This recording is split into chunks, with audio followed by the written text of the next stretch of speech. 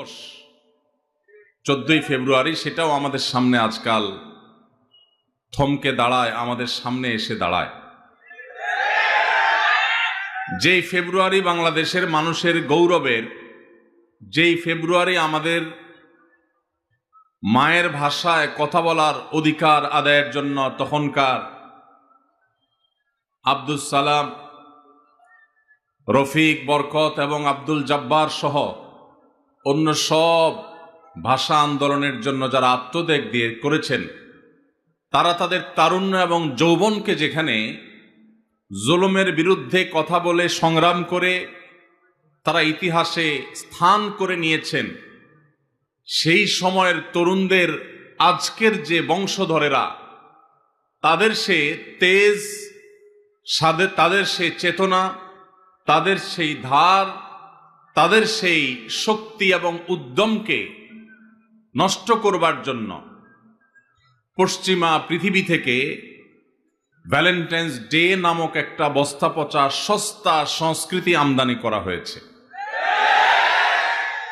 আমাদের যুবকেরা যেখানে তাদের চরিত্রকে হেফাজত করে, যুবকেরা তাদের যৌবনের উদ্যমকে ব্যবহার করে দুনিয়া এবং আখিরাতের কল্যাণ সাধন করত, সেই যুবকদেরকে অবৈধ সম্পর্কের বেড়াজালে আটকে ফেলে তাদের উদ্যম, তাদের দ্বীনি, ঈমানি এবং সাধারণ যে চেতনা আছে সেটাকে ধ্বংস করবার এক নীল নকশা আমরা গত অনেক বছর যাবৎ দেখতে পাচ্ছি। ভাইরা আমার, আপনি যদি কোরআন খোলেন আপনি দেখতে পাবেন ইসলাম আপনার যৌবনের যে তাড়না, আপনার যৌবনের যে উদ্যম, স্পৃহা, চেতনা, আপনার যৌবনের সে যে শক্তি, এটাকে আল্লাহ রাব্বুল আলামিন অবৈধ খাতে ব্যবহার করা থেকে নিয়ন্ত্রণ করবার জন্য পুরো কোরআন জুড়ে আল্লাহ তাআলা আপনাকে নির্দেশ দিয়েছেন, আমাদেরকে নির্দেশ দিয়েছেন। যুবক ভাইরা আমার, আপনি যদি প্রিয় নবী সাল্লাল্লাহু আলাইহি সাল্লামের হাদিসের দিকে তাকান, আপনি দেখতে পাবেন প্রিয় নবীজি সাল্লাল্লাহু আলাইহি সাল্লাম অত্যন্ত মায়া ভরা কণ্ঠে তিনি আপনাকে আমাকে স্নেহ মমতা দিয়ে ডেকে ডেকে বলেছেন, ইয়া মা'শারাশ শাবাব, ওহে তরুণ সম্প্রদায়, ওহে যুবকেরা, মান ইসতাতা'a মিনকুমুল বাআতা ফালইয়াতাযাওয়াজ,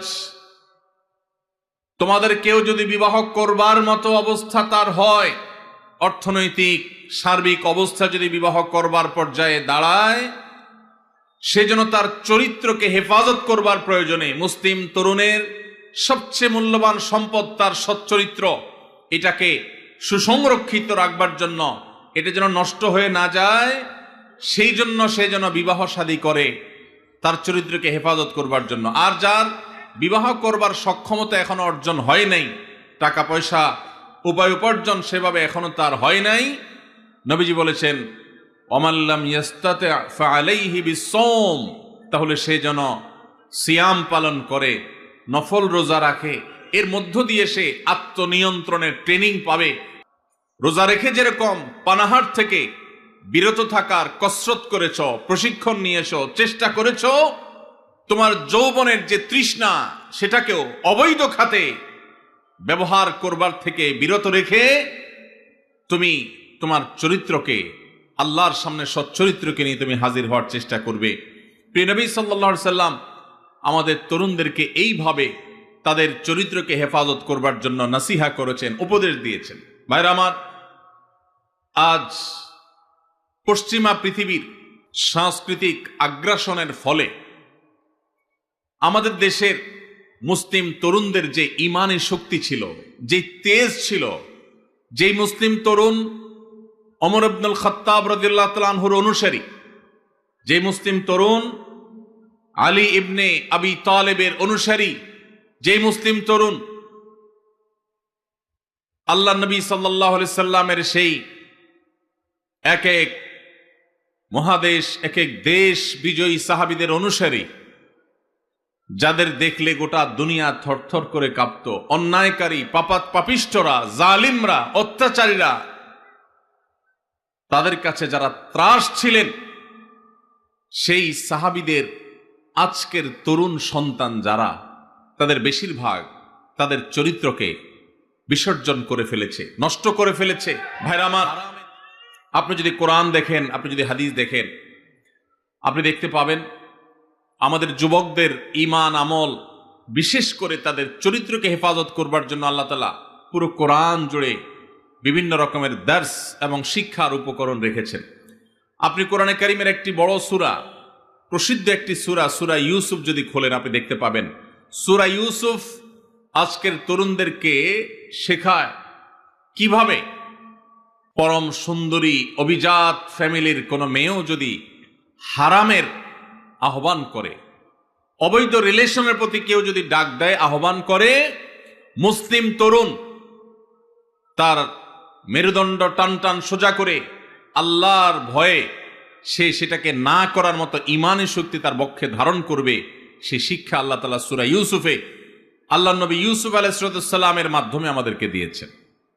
ভাইরা আমার, আজ আমাদের যুবকদের চরিত্রকে নষ্ট করবার জন্য এই যে ভিনদেশ থেকে সাধু ভ্যালেন্টাইন, খ্রিস্টানদের একটি ধর্মযাজকের ধর্মীয় একটা দিবস, সেটাকে ভালোবাসা দিবসের মোড়কে, ভালোবাসা দিবসের খোলসে, ভালোবাসা দিবসের আড়ালে সেই খ্রিস্টানদের ধর্মীয় দিবস আজ মুসলিম যুবকদেরকে দিয়ে পালন করিয়ে নিচ্ছে।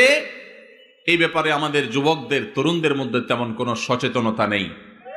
ভাইরা আমার, আমাদের মধ্যে তেমন কোনো চেতনা নাই।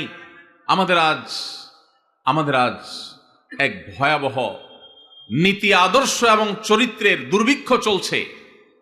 এই অবস্থা থেকে যদি আমরা উত্তরণ করতে না পারি, এই অবস্থা থেকে যদি আমরা বের হয়ে আসতে না পারি, তাহলে এই মুসলিম তরুণ কখনো ইসলামের বিজয় তো দূরের কথা, তারা আল্লাহর কাছে প্রিয় পাত্র হতে পারবে না, তারা আদর্শ মুসলমান হতে পারবে না। আল্লাহ তাআলা আমাদের তরুণদের ঈমান এবং আমলকে হেফাজত করবার তৌফিক দান করুন। ভাইরা আমার, কোরআনে কারীমের অন্য জায়গায় আল্লাহ বলেছেন, কুল্লিল মুমিনিনা ইয়াগুদ্দু মিন আবসারিহিম ওয়া ইয়াহফাযু ফুরুজাহুম। আল্লাহ বলছেন, হে রাসূল, আপনি ঈমানদারদেরকে বলে দিন তারা যেন তাদের চক্ষুগুলোকে অবনত করে, চোখকে, দৃষ্টিকে যেন তারা হেফাজত করে।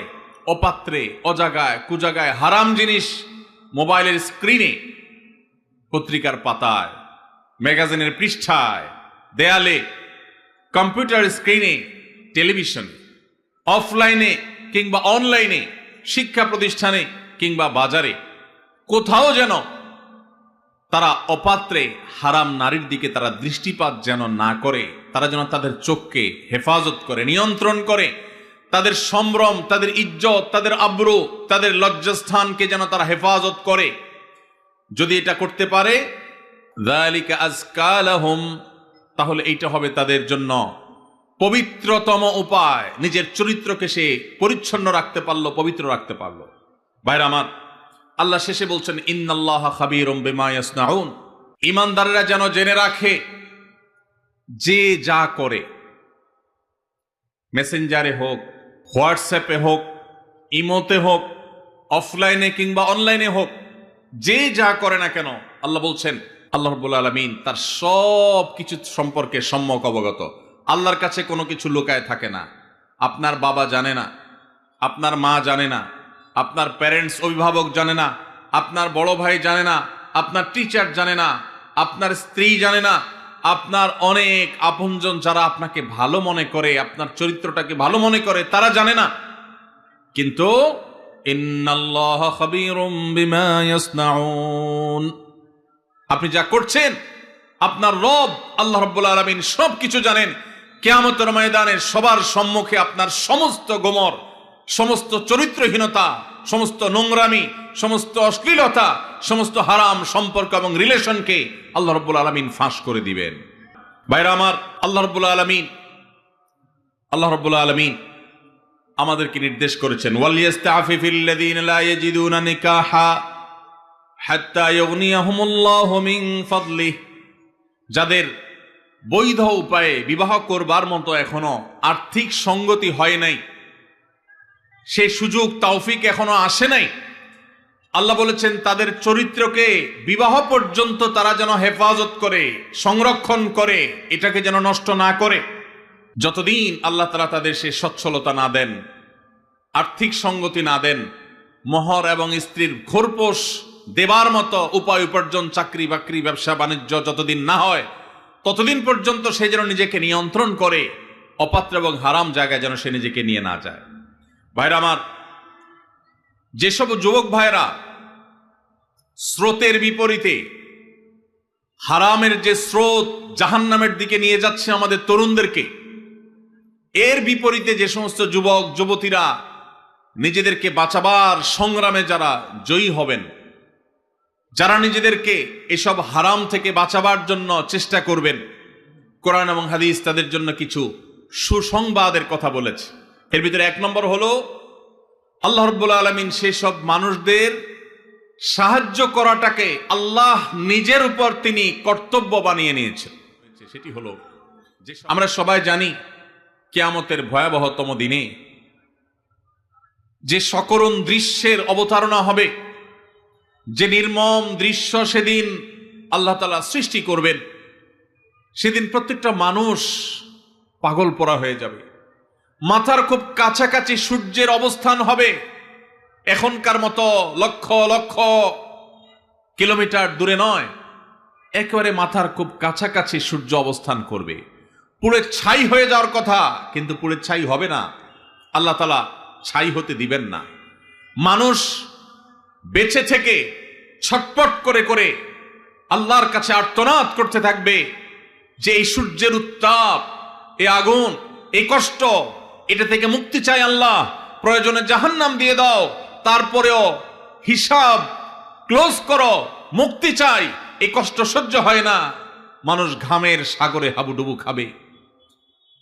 মৃত্যু আর আসবে না, মৃত্যুকে আল্লাহ তাআলা চিরতরে শেষ করে দিবেন। শুধু ভোগ, জান্নাতীদের নেয়ামত, জাহান্নামীদের শাস্তি, দুইটাই স্ব অবস্থান থেকে ভোগ করবে। এটা শেষ হবে না, মৃত্যু আর আসবে না। কিয়ামতের সেই ভয়াবহতম দিনে আল্লাহ রাব্বুল আলামিন সেই তরুণদের, সেই যুবক ভাইদের, সেই যুবতী বোনদের আল্লাহর আরশের নিচে ভিআইপি প্যান্ডেলে আল্লাহ রাব্বুল আলামিন ছায়া দিবেন, যাদেরকে কিয়ামতের কোনো কষ্ট স্পর্শ করবে না, কিয়ামতের কোনো ভয়াবহতা তাদেরকে পাবে না, কিয়ামতের কোনো ভয়াবহতা, কোনো টেনশন তাদের টাচই করবে না। সেই সৌভাগ্যবান মানুষগুলোর মধ্যে থেকে, 7 শ্রেণী মানুষগুলোর মধ্যে থেকে এক শ্রেণী হলো, নবী সাল্লাল্লাহু আলাইহি সাল্লাম বলেছেন, ওয়ারাজুলুন দাআতহু ইমরাআতুন যাতু হাসবিন ওয়া জামাল ফাকাল ইন্নী আখাফুল্লাহ। যে যুবককে কোন মেয়ে হারাম প্রেমের অফার করেছে, অবৈধ সম্পর্ক করবার জন্য বন্ধু বান্ধবরা তাকে উস্কে দিয়েছে, তার সাথে কোনো হারাম রিলেশনের প্রস্তাব এসেছে, সে সেই প্রস্তাব লোভনীয়, অভিজাত, সুন্দরী, উচ্চবংশীয়, ভালো ঘরের মেয়ে অফার করার পরও সে চিন্তা করেছে এই অফার গ্রহণ করে আমি সাময়িক ভোগের জগতে যদি প্রবেশ করিও, আল্লাহর শাস্তি অবধারিত, গোটা পৃথিবী মিথ্যা হতে পারে, সবাই মিথ্যা হতে পারে, আল্লাহর ওয়াদা, আল্লাহ নবী সাল্লাল্লাহু আলাইহি সাল্লামের ওয়াদা কখনো মিথ্যা হতে, আমার জীবন যে দুনিয়াতেই ধ্বংস হবে, আখিরাত তো বহুত পরে, এই হারামের সাথে যদি সংশ্লেষ হয়, সম্পর্ক হয়, আল্লাহ রাব্বুল আলামিন গোটা জীবনকে জাহান্নামে পরিণত করে দিবেন। হারামের যে আযাব, এই হারামের আযাব শুধু মৃত্যুর পরে নয়, দুনিয়া থেকে শুরু হয়ে যায়। এই কথা চিন্তা করে যদি কোনো যুবক বলে ইন্নী আখাফুল্লাহ, হারাম অফার পাওয়ার যদি বলে আমি আল্লাহকে ভয় করি, আল্লাহর ভয়ে আমি তোমার হারাম এই প্রস্তাবকে, হারাম এই অফারকে আমি গ্রহণ করতে পারলাম না, সে যদি নিজেকে বাঁচিয়ে রাখতে পারে, নবীজি সাল্লাল্লাহু আলাইহি সাল্লাম বলেছেন, ওই যে কিয়ামতের ভয়াবহতম দিনে আল্লাহর আরশের নিচে ভিআইপি প্যান্ডেলে যে মানুষগুলো ছায়া পাবে, আশ্রয় পাবে, যাদেরকে কোনো কষ্ট স্পর্শ করবে না, তাদের মধ্য থেকে এই যুবক, যেই যুবক হারাম এবং অবৈধ সম্পর্ক করার সুযোগ পেয়েও সেখান থেকে সে নিজেকে বাঁচিয়ে রেখেছে। আল্লাহ তাআলা আমাদের যুবক ভাইদের চরিত্রগুলোকে হেফাজত রাখার তৌফিক দান করুন। সেই জন্য আমরা সবাই হারাম সম্পর্ক থেকে বেরোয় আসার চেষ্টা করবো তো ইনশাআল্লাহ। পাড়ায় মহল্লায় যুবক বন্ধুদেরকে দাওয়াত দিব, হারাম নয় হালালের পথে চলে আসো। আমরা এমন একটা সময় আসছি, এখন সুস্থ যারা, স্বাভাবিক যারা, তাদেরকে নিয়ে অস্বাভাবিক খারাপ যারা, নোংরা যারা, তারা ট্রল করে। কোনো ছেলের যদি কোনো মেয়ের সাথে সম্পর্ক না থাকে, দেখবেন যে মজা নেয়। এই যে গার্লফ্রেন্ড বয়ফ্রেন্ড এই শব্দগুলোকে যারা ইজি করে দিয়েছে, এগুলাকে সহজীকরণ যারা করেছে, এদের বিরুদ্ধে আমাদের কাজ করতে হবে। যেখানে এই শব্দের প্রয়োগ দেখবেন সেখানেই দাওয়াতি কাজ চালাবেন, সেখানেই কাউন্সিলিং করবেন। ঠিক আছে তো ইনশাআল্লাহ? বয়ফ্রেন্ড এবং গার্লফ্রেন্ড এই শব্দের মিনিং কি? এই শব্দের মিনিং হলো একজন দুশ্চরিত্রবান নারী এবং পুরুষ। গার্লফ্রেন্ড কারোর থাকা মানে হলো সেই ছেলে দুশ্চরিত্রবান, কারোর বয়ফ্রেন্ড থাকার মানে হলো সেই চরিত্রহীন। এই লাম্পট্যকে যারা শিল্পে পরিণত করেছে, তাদের বিরুদ্ধে আমাদেরকে জাগতে হবে, জাগাতে হবে ইনশাআল্লাহ। সবাই জাগবেন তো ইনশাআল্লাহ? সমাজকে জাগাতে হবে ভাইরা। আমাদের এই সমাজে স্বামী স্ত্রী এই শব্দের সাথে আমরা পরিচিত ছিলাম আজ থেকে 20-40 বছর আগেও। কারোর হারাম সম্পর্ক আছে এটা জানলেই বলা যাইতো না, বলার মতো অবস্থা ছিল না। আর এখন অনায়াসে, নির্দ্বিধায়, বাধাহীনভাবে একে অন্যের সাথে পরিচয় করাচ্ছে তার গার্লফ্রেন্ড, তার বয়ফ্রেন্ড। তার মানে সে একজন চরিত্রহীন, তার দুশ্চরিত্র কর্মের সঙ্গী, সেই পরিচয় দিচ্ছে খুল্লম খোলা। এটাকে কতটা ইজি করে ফেলা হয়েছে। আপনারা যে নাটক দেখে মজা নেন, আপনারা যে সিনেমা দেখে মজা নেন, আপনারা যে উপন্যাস পড়ে মজা নেন, এই সবগুলোর খোলাসা কথা দেখবেন একটাই, যে হারাম সম্পর্ক করো। সব গল্পের মূল কথা একটা না, হারাম সম্পর্ক করা। আমাদের যুবকদেরকে যেখানে সংগ্রামী করা হবে, যুবকদের চেতনাকে যেখানে ধার করা উচিত, আমাদের যুবকদেরকে যেখানে সংগ্রামী এবং চেতনাদীপ্ত করা উচিত, তাদের তেজ বৃদ্ধি করা উচিত, সেখানে তাদেরকে শেখানো হচ্ছে অবৈধ সম্পর্কের কথা।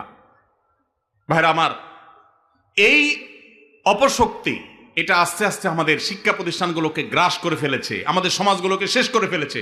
আমরা যদি এখনো সজাগ না হই তাহলে আর কখন সজাগ হব? অন্তত এই যে ভ্যালেন্টাইন্স ডে আসছে, এটাকে কেউ ভালোবাসা দিবস বলবেন না আল্লাহর ওয়াস্তে। এটাকে ভালোবাসা দিবস বলবেন না। ভালোবাসা দিবস এটা নয়, এটা হলো অবৈধ সম্পর্ক, লাম্পট্য এবং বদমাইশি এবং চরিত্রহীনতার দিবস। কারণ কোন বিবাহিত স্বামী স্ত্রী তাদেরকে দেখবেন না 14 ফেব্রুয়ারি উপলক্ষে তারা ভালোবাসা আদান প্রদান করতে। 14 ফেব্রুয়ারির সকল ভালোবাসা আদান প্রদান এগুলো সব হলো অবৈধ ভালোবাসার আদান প্রদান। 14 ফেব্রুয়ারির তথাকথিত ভালোবাসার আদান প্রদান এগুলো সব হলো চরিত্রহীনতার আদান প্রদান। আল্লাহ তাআলা আমাদের সবাইকে এটার বিরুদ্ধে সংগ্রাম করবার তৌফিক নসিব করুন। চেষ্টা করবেন তো ইনশাআল্লাহ? যেসব যুবক ভাইয়েরা হারাম সম্পর্কে জড়িয়ে গেছেন তাদেরকে আমরা বিনীতভাবে আরজ করতে চাই, আল্লাহর ওয়াস্তে এই হারাম সম্পর্কে বের হয়ে আসেন। আল্লাহ আমাদের সবাইকে আমলের তৌফিক দান করুন।